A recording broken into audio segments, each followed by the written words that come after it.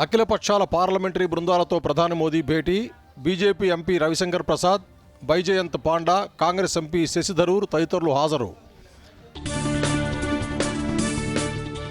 సుపరిపాలనతో దేశం అభివృద్ధి చెందాలన్నదే ప్రధాన లక్ష్యమన్న ధర్మేంద్ర ప్రధాన్. గత 11 ఏళ్లలో దేశాభివృద్ధికి సాహసోపేత నిర్ణయాలు మోదీ తీసుకున్నారని వెల్లడి.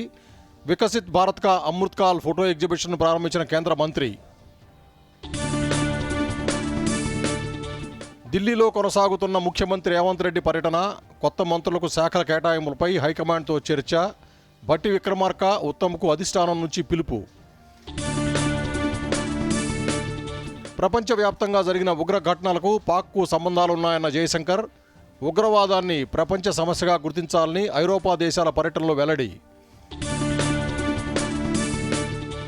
గ్రేటర్లోని వరద ముంపు ప్రాంతాల్లో ప్రత్యేక కార్యాచరణకు సిద్ధమైన హైడ్రా. 300 ప్రాంతాలను గుర్తించి చర్యలు చేపట్టామన్న కమిషనర్ రంగనాథ్.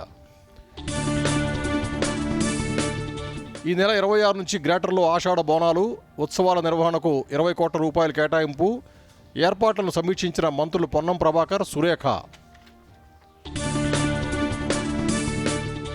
రాష్ట్ర వ్యాప్తంగా మరో 3 రోజుల పాటు వర్షాలు కురిసే అవకాశం. పలు జిల్లాలకు హెచ్చరికలు జారీ చేసిన వాతావరణ కేంద్రం.